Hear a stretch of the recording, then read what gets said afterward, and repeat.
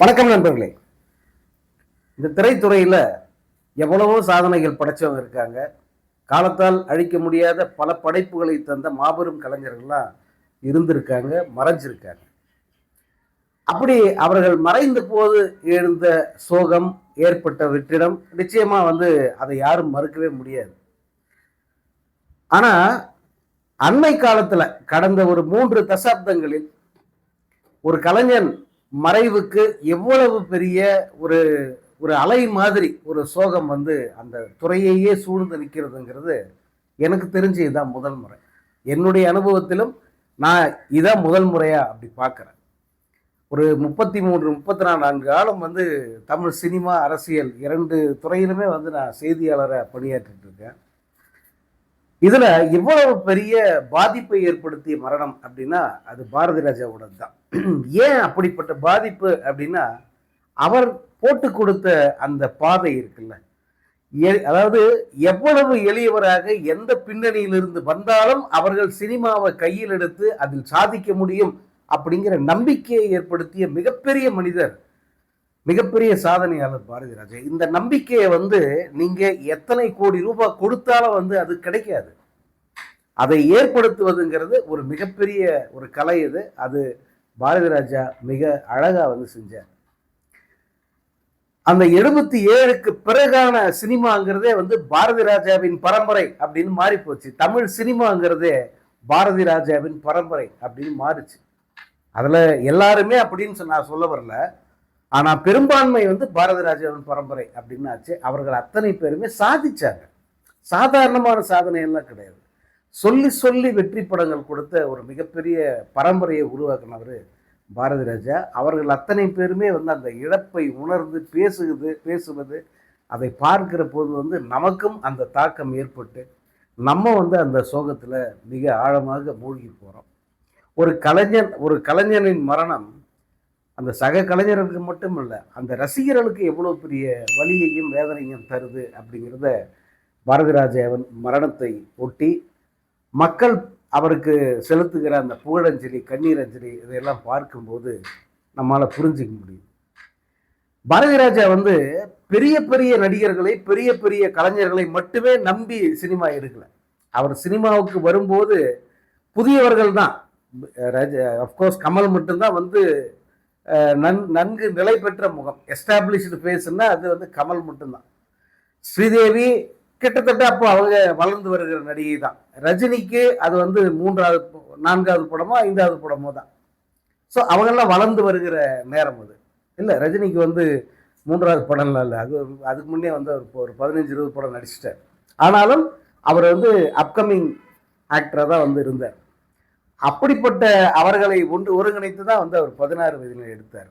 பின்னால் அந்த 16 வயதில் நடித்த அத்தனை பேருமே சிகரம் தொட்டுட்டாங்க, மிகப்பெரிய உயரத்துக்கு போயிட்டாங்க. அப்போ அவங்க கிட்டே போய் நின்று கால் ஷீட் கொடுங்கன்னு அவர் கேட்டுக்கிட்டு இல்லை. பொருத்தமா கதை இருந்தா அவங்கள வச்சு பண்ணலாம். இல்லையா, புதுமுகங்கள் எவ்வளவு பேர் இருக்காங்களா, வாங்கடா அப்படின்னு சொல்லிட்டு புதியவர்களை யாரும் கனவில் கூட நினைத்து பார்க்காத உயரங்களுக்கு கொண்டு போனதுதான் பாரதி ராஜாவுடைய ஸ்டைல். ஏன் பாரதி ராஜா மட்டும் தனித்து தெரிகிறார், ஏன் இவ்வளவு பெரிய கொண்டாட்டத்துக்குரிய அல்லது போற்றுதலுக்குரிய ஒரு கலைஞராக தெரிகிறார்னா, அவர் யாரையும் நம்பி இல்லை. தன்னை, தனது திரைக்கதைகளை, தன்னுடைய திறமையை மட்டுமே நம்பி இந்த இண்டஸ்ட்ரியில கடைசி வரைக்கும் அப்படி கெத்தா நின்னது பாரதி ராஜாவுடைய ஸ்பெஷல். நீங்க யோசிச்சு பாருங்க, அவர் நினைச்சிருந்தா 10 ரஜினி படம் பண்ணிருக்கலாம், கமலை வச்சு ஒரு 10 படம் பண்ணிருக்கலாம். ஏன் எவ்வளவு பெரிய நடிகராக இருந்தாலும் நல்ல உச்சத்துக்கு போற அந்த நடிகர்களை கூப்பிட்டு தன் படங்களில் நடிக்க வச்சு அவர் நிறைய பணம் பார்த்துருக்க முடியும். ஆனா அவர் அப்படி அந்த மாதிரி ரகம் இல்லை. அவர் நடிக்கவே தெரியாது, நடிப்புன்னா என்னன்னே தெரியாது அப்படின்ற ஒரு நிலையில் இருப்பவர்களை கூட இந்த பாத்திரத்துக்கு இவர் பொருத்தமா இருந்தா கூட்டிட்டு வா அப்படின்னு சொல்லிட்டு கூப்பிட்டு வச்சு நடிக்க வச்சவர் தான். அதுக்கு ஒரு உதாரணம் சொல்லுவாங்க, நிறம் மாறாத பூக்கள் அப்படிங்கிற அந்த படம். அதை பாக்யராஜ் சாரே சொல்லியிருக்காரு. அந்த படத்துக்கு அவர் தான் கதை வசனம். அதில் அந்த கதையை உருவாக்கிட்டு அந்த கதை ஃபைனலைஸ் பண்ண பிறகு அதில் நடிக்க வேண்டியது ரஜினி, ஸ்ரீதேவி அவங்க தான் அதில் ஜோடியாக நடிக்கணும். அப்படிதான் ஃபிக்ஸ் பண்ணியிருக்காங்க. அப்போ ரஜினி பெரிய ஆளாயிட்டார். நிறம் மாறாத பூக்கள் வரும்போது ரஜினி சோலோ ஹீரோவா பெரிய வெற்றிகளை குவிச்சிட்டார். ஆனா பாரதி ராஜா வந்து இல்ல வேண்டாம், இந்த ரஜினி ஸ்ரீதேவி இந்த காம்பினேஷன் வேணாம், நான் சாதாரணமா இருக்கிற காம்பினேஷனவே நான் இதை சக்சஸ் பண்ணி காட்டுறேன்ட்டு விஜயன் அப்படின்னு ஒருத்தர், அப்புறம் புதுமுகம், அதே போல ராதிகா. ராதிகா வந்து ஏற்கனவே இவர் படத்தில் அறிமுகமானவங்க தான். அப்புறம் வந்து இன்னொரு ஹீரோயின், இவங்களை மட்டுமே ரதி அவங்கள மட்டுமே வச்சுக்கிட்டு அந்த படத்தை வந்து மிகப்பெரிய வெற்றி படமாக, மிக இனிய பாடல்கள் கொண்ட வெற்றி படமாக மாற்றினார். இதுதான் பாரதி ராஜாவோட ஸ்ட்ரென்த்து. அவர் வந்து உச்ச நடிகர்களை மட்டுமே நம்பி இந்த சினிமாவில் பயணம் செய்யலை அப்படிங்கிறது தான் வந்து அவருடைய ஸ்பெஷல். ஆனாலும் இந்த உச்ச நடிகர்களோட அவருடைய காம்பினேஷன் இருக்க அந்த படங்கள் வந்து குறிப்பிடத்தக்கவை. குறிப்பாக வந்து சூப்பர் ஸ்டார் ரஜினிகாந்த், அதே போல் கலைஞானி கமல்ஹாசன், இந்த 2 பேரையும் வச்சு அவர் 6 படம் கொடுத்துருக்காரு. ரஜினியை வச்சு 2 படம் தான்.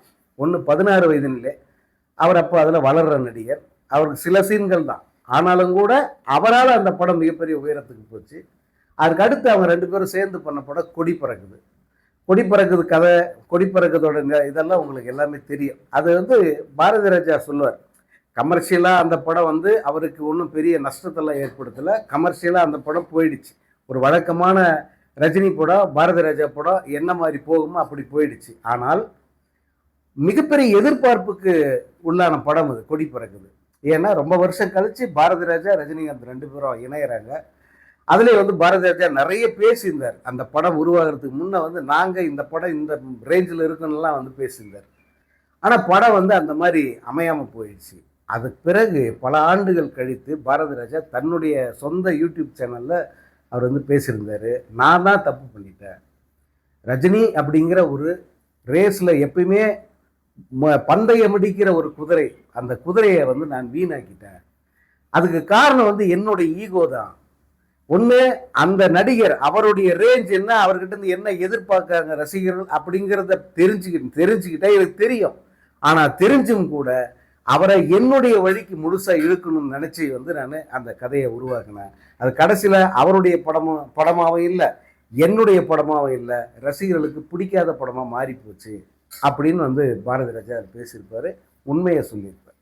அந்த படத்திலும் கூட ரஜினியை வந்து ரொம்ப ஸ்டைலிஷாக, ரொம்ப ரொம்ப வந்து ஒரு அழகான ஒரு ஹீரோவாக வந்து அவர் காமிச்சிருப்பார். அதுலேயும் மணிவண்ணனை கைது பண்ணுற ஒரு காட்சி இருக்குது அந்த படத்தில், வாய்ப்பு இருந்தால் இன்னொரு முறை போட்டு பாருங்கள். அவ்வளவு அழகாக பண்ணியிருப்பார் ரஜினி. அந்த காட்சியை வந்து அத்தனை அட்டகாசமாக வந்து எடுத்திருப்பார் பாரதி ராஜா. இது ரஜினியோட அவருடைய திரைப்பயணம் இவ்வளோ தான். ஆனால் தனிப்பட்ட முறையில் ரஜினி பாரதி ராஜா 2 பேருமே வந்து தங்களுடைய நட்பை வந்து ஒரு நாள் விட்டு கொடுத்ததே கிடையாது. இத்தனைக்கும் ரஜினியை பாரதி ராஜா மாதிரி தாக்கி பேசியவர்கள் யாருமே இருக்க முடியாதுன்னு சொல்லலாம். சீமான் எப்படி பேசினாரோ அதற்கு இணையாக பாரதி ராஜா பேசினார். எப்போன்னா அவர் அரசியலுக்கு வர அப்படின்னு அறிவித்த பிறகு பாரதி ராஜா மிக கடுமையான தாக்குதலை முன் வச்சார். அதெல்லாம் வந்து இப்போ சொன்னால் நல்லா இருக்காது, அவ்வளவு கடுமையாக அந்த தாக்குதல்கள். ஆனால் ரஜினி வந்து அமைதியாக கடந்து போனார். அந்த காலகட்டத்திலேயே வந்து ஒரு விழாவுக்கு ரஜினி வரணுன்ட்டு இவர் போய் நேராக கூப்பிடும்போது ஜஸ்ட் லைக் தட் வந்து அந்த விழாவில் வந்து கலந்துக்கிட்டு பாரதி ராஜாவை பற்றி உயர்வாக தான் பேசினார் அப்பயும். இன்னைக்கு வந்து பாரதி ராஜா மரணத்துக்கு அவர் ரஜினி வந்த போது அவர் பேசியதெல்லாம் பார்த்தா எனக்கு அந்த மேடையில் ரஜினி பேசினது தான் நினைவுக்கு வந்தது. பாரதி ராஜாவை வச்சுக்கிட்டே அவர் பேசின பேச்சை தான் இன்னைக்கு வந்து அவருக்கு அஞ்சலி செலுத்த வரும்போது ரஜினி பேசினார். என்னன்னா, என்னை வந்து நல்ல மனிதன் அப்படின்னு சொல்லுவார், நல்ல நடிகன் ஒத்துக்க மாட்டார், அவர் கமல்ஹாசனை தான் சிறந்த நடிகன் அப்படின்னு சொல்லுவார், ஆனால் அதை வெளிப்படையாக சொல்லுவார். அதனால் வந்து எனக்கு அதில் ரொம்ப பெருமை தான் அப்படின்ட்டு ரஜினி சொல்லுவார். இன்றும் அவர் என்ன பேசினார்ன்றதை நீங்கள் கேட்டிருப்பீங்க. 2 பேருக்குமான நட்பு வந்து அந்த மாதிரியானது. பிறகு பாரதி ராஜா பலமுறை நான் அவர்கிட்ட பேசும்போதே பலமுறை நான் கேட்டிருக்கேன். அப்போல்லாம் வந்து ரொம்ப வருத்தப்பட்டு என்கிட்ட சொல்லியிருக்காரு, ஆமையா நான் தான் வந்து எனக்கு என்னோட திமிரு தான், என்னோட ஈகோ தான், அந்த ஆள்கிட்ட அந்த மாதிரி எதுவுமே கிடையாது. யார் ரஜினியே சொல்கிறாரு, அந்த ஆள்கிட்ட அந்த மாதிரி எதுவுமே கிடையாது. எவ்வளவுதான் வந்து நான் கோபப்படுத்துகிற மாதிரி பேசினா கூட எங்கிட்ட வந்து அவர் அவ்வளோ அன்பாக நடந்துக்கிறாரு. அந்த அன்புக்கு முன்னாடி நான் தோற்று போயிட்டேன், இனிமேட்டு வந்து அவரை வந்து இந்த மாதிரி பேசுறதுல அர்த்தமே கிடையாது, நான் பேசக்கூடாது அப்படின்னு பாரதி ராஜா சொன்னார். அந்த அளவுக்கு வந்து அவர் ரஜினியை அதுக்கப்புறம் தான் புரிஞ்சுக்கிட்டார். அதுக்கடுத்து பாரதி ராஜா வந்து பணியாற்றியது கமலஹாசனோட அதிகமாக பணியாற்றியது. 4 படங்கள் பண்ணாங்க.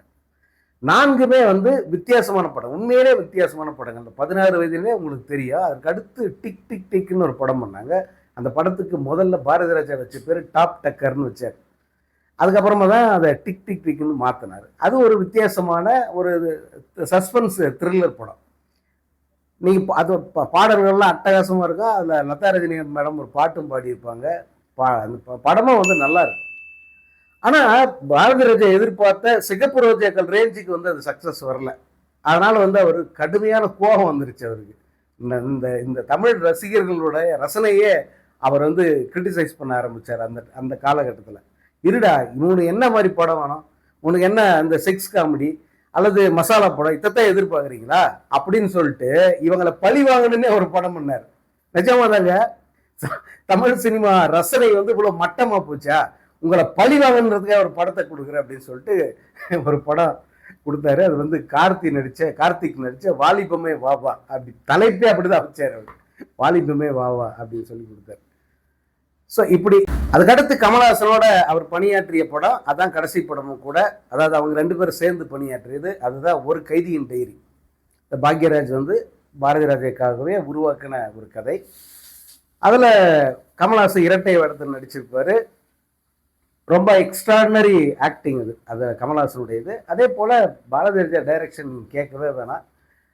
ஒவ்வொரு காட்சியுமே வந்து அந்த மாதிரி ரசித்து எடுத்திருப்பார். பாடல்கள் ஒரு 3 பாட்டு தான் கூட வந்து மனசில் நீங்காத இடம் பிடித்த பாடல்கள் அது. அந்த படம் வந்து மிகப்பெரிய வெற்றியை பெற்றது. அதே படத்தை வந்து அவர் பாக்யராஜ் வந்து இந்தியில் எடுத்து ஜெயிச்சார். அது வேற கதை. ஆனால் அதுதான் பாரதி ராஜாவும் கமலஹாசனும் இணைந்து பணியாற்றிய கடைசி படம். ஏன் அப்படி ஆயிடுச்சு அப்படின்னா, அதுக்கும் பாரதி ராஜாவே சொல்லுவார். அந்த படத்துடைய கிளைமேக்ஸ் சீனு, அந்த காட்சியில் வந்து பாரதி ராஜாவுக்கும் கமலுக்கும் வந்து ஒரு மனஸ்தாபம் ஏற்பட்டுருச்சு. ஒரு இயக்குனராக அவருடைய ஆளுமையை எப்பயுமே வந்து அவர் விட்டு கொடுக்க மாட்டார். அந்த இடத்துல கமலஹாசன் வந்து ஒரு ஹீரோவாக வந்து அவருடைய அந்த ஒரு ஈகோவை காட்டும் போது வந்து 2 பேருக்கும் அது ஒரு உரசலாக வந்துடுது. அப்போ பாரதி ராஜா வெளிப்படையாக சொல்கிறாரு, இனிமேல் அதாவது என்னுடைய செட்டில் நீ இருக்கிற கடைசி படம் இதுதான் அப்படின்னு பாரதி ராஜா சொல்லியிருக்காரு. அப்படி சொன்னது அப்படியே நின்றுடுச்சு, அதே மாதிரி நிறைவேறிச்சு. கிட்டத்தட்ட ஒரு 30 ஆண்டு காலம், ஒரு 30 ஆண்டு காலத்துக்கு மேலே 2 பேரும் அதுக்கு எத்தனையோ படங்கள் பண்ணுவதற்கு வாய்ப்பெல்லாம் இருந்துன்னு கூட அவங்க சேராமே போயிட்டாங்க. இப்படி இந்த 2 தமிழ் சினிமாவின் 2 முக்கியமான நடிகர்கள் ரஜினிகாந்த், கமல்ஹாசன், இவங்க கூட வந்து இவ்வளோதான் அவருடைய பயணம். ஆனால் அவரது பெரும் பயணம் யார் கூட இருந்ததுன்னா முற்றிலும் புதியவர்களோட அல்லது பெரிய அளவுக்கு பிரபலமாகாத நடிகர்களோட அப்படிதான் வந்து அவர் படம் பண்ணார். அவருடைய அதாவது விஜயகுமாரை ஹீரோவை வச்சு கிழக்கு சீமையில பண்ணார். அதே விஜயகுமாரை வச்சு வந்து இன்னொரு படம் அந்திமந்தாரை அப்படின்னு பண்ணார். ஸோ அவர் பொறுத்த வரைக்கும் வந்து யாருடைய கால் சீட்டுக்காகவும் வந்து காத்து இருக்கிறது அல்லது யாரையும் நம்பி அவங்கள வச்சு படம் எடுத்தாதான்டா நமக்கு பிழைப்பு அப்படிங்கிற மாதிரியான ஒரு சிந்தனை அவருக்கு ஒரு நாளும் இருந்ததில்லை. அதுக்காக தான் சொல்கிறேன். அதே போல் இளையராஜா பாரதி ராஜாவுடைய அந்த திரைப்பயணம், அந்த நட்பு இதெல்லாம் வந்து எல்லாருக்கும் தெரிஞ்சது. அது எப்படி ராமாயணம் மகாபாரதம் இந்த 2 கதைகளும் தமிழ் கூறும் நல்லவர்களுக்கு எல்லாம் நல்லா தெரியுமோ, அதற்கு இணையாக ரசிகர்கள் அவ்வளோ பேருக்கும் நன்கு பரிச்சயமான கதை எதுன்னா அது இளையராஜா பாரதி ராஜா இடையிலான அந்த நட்பு. ஆனால் அவங்களுடைய படங்கள், அவங்க 2 பேரும் சேர்ந்த படங்கள் இருக்கே, அது உண்மையிலே வந்து எவர் கிரேட். அது உண்மையிலே வந்து நம்ம காலம் முழுக்க வந்து கொண்டாட வேண்டிய படங்கள். அது 16 வயதிலே தொடங்கி கடைசியாக 2 பேரும் சேர்ந்து பணியாற்றிய படம் வந்து நாடோடி தென்றல் வரைக்கும். இந்த எல்லா படங்களின் இசையுமே வந்து ஒரு காவியமாக தெரியும் உங்களுக்கு. எப்போ நீங்கள் அது இப்போ அந்த படம் ஜெயிச்சிருக்கோம் தோத்துருக்கோம் அதெல்லாம் வேற. அதை தாண்டி வந்து ஒரு கலையாக ஒரு படைப்பாக எடுத்து பார்த்தீங்கன்னா 2 பேரினுடைய அந்த ஒரு புரிதல் இருக்கு பாருங்க. அதற்கு இணையான ஒரு புரிதல் வந்து தமிழ் சினிமாவில் வேற இசையமைப்பாளர் அதே போல் இயக்குனர் அந்த 2 பேருக்கு இருந்திருக்குமா அப்படின்னு தெரியாது. அப்படிப்பட்டவங்க வந்து பிரிகிறாங்களே அப்படிங்கிற ஆதங்கத்தில் தான் வந்து அவர்கிட்ட நான் ஒரு முறைக்கு 3 முறை அந்த கேள்வியை கேட்டிருங்க. ஏன்னா கடைசியாக அவர் சொன்னது அவருடைய ஃபிலிம் மியூசிக்கில், அது ஏன்டா எப்போ வந்தாலும் இந்த கேள்வியை தூக்கினே வந்துடுற நீ எங்கிட்ட அப்படின்னு கேட்டார். அது இல்லை சார், ஏன்னா உங்களை அப்படி பார்த்து ரசித்து நாங்கள் பழகிட்டோம். உங்களுடைய காட்சிகளும் அவருடைய பாடல்களும் எங்களுக்குள்ள ஏற்படுத்திய தாக்கம் வந்து அதை ஒன்றும் யார் அது அது அதற்கு நிகராக எதுவுமே கிடையாது சார். அதனால தான் ஒரு ஆதங்கத்தில் நான் திரும்ப திரும்ப கேட்குறேன். ஒரு படமாவது பண்ணிடலாமே அப்படின்னு கேட்கும்போது அவர் திரும்ப சொன்னது என்னென்னா, அது வந்து நாங்கள் 2 பேரும் சேர்ந்து பல மேஜிக், அதாவது அற்புதமான தருணங்களை நாங்கள் 2 பேருமே ஏற்படுத்தினோம். அதை நான் மறுக்கலை. இப்போ கூட வந்து என்னுடைய அந்த ஆரம்ப கால படங்களாகட்டும் அல்லது இடையில ஒரு 4, 5 படங்களாகட்டும் எல்லாமே வந்து இளையராஜா இசையமைச்ச வரைக்கும் வந்து அது வேற மாதிரி தான் இருந்தது. நான் இல்லைன்னு சொல்லல. ஆனா எப்பவுமே அந்த மேஜிக் நடக்குமா அப்படின்னு சொல்ல முடியாது. இன்னொன்று மாறுதலுங்கிறது அதை யாரும் தவிர்க்கவே முடியாது. ஏதோ ஒரு கட்டத்துல அந்த கூட்டணி மாறித்தான் ஆகணும். அப்படிதான் மாறி போச்சு. ஆனா அதனால என்ன ஒன்றும் பெரிய நஷ்டம் ஒன்றும் இல்லையே. கிழக்கு சீமையிலே நீ ரசிக்கலையா? கருத்தம்மா உனக்கு பிடிக்கலையா? என்னை கேட்குறாரு. கருத்தம்மா உனக்கு பிடிக்கலையா? இந்த படங்கள்லாம் நல்லா தான் இருந்துச்சு, நீ ரசிச்சில்ல, அப்போ அவ்வளோதான் விடு, அந்த மாதிரி அந்த மாற்றத்தை பழகிக்கோ அப்படின்ட்டு எனக்கு வந்து ரொம்ப ரொம்ப ஒரு ஒரு ஒரு பையன்கிட்ட சொல்கிற மாதிரி வந்து தோளில் கை போட்டுக்கிட்டே வந்து இதை சொன்னார். அதுக்கப்புறம் அதை பற்றி கேட்குறத நான் வந்து நிப்பாட்டிட்டேன். ஸோ இப்படி இந்த தமிழ் சினிமாவினுடைய ஒரு நிஜமான இமயம் அவர். இயக்குனர் இமயன்றது ஒரு ஒப்புமைக்கு சொல்கிறாங்க அப்படின்னு எடுத்துக்கக்கூடாது. அவருடைய சாதனைகள், அவருடைய பங்களிப்பு, அதே போல அவர் ஒர்க் பண்ற விதம் எல்லாம் இருக்கு பாருங்க, அதெல்லாம் வந்து உண்மையிலே அமேசிங். அதற்கு இணையாக இன்னொருத்தரை வந்து நம்ம காட்டவே முடியாது. அதனால தான் அவரை இயக்குனர் இமயம் அப்படின்னு சிகரத்தில் தூக்கி வச்சாங்க. அந்த அந்த அந்த புகழோடு வந்து அவர் இன்னைக்கு இந்த உலகை விட்டு பிரிஞ்சிருக்காரு. ஆனா காலத்துக்கு வந்து அவரை வந்து பேசுவாங்க. என்னால எல்லாம் வந்து அவர் மறைஞ்சிட்டார் அப்படிங்கிறத நம்பவும் முடியல.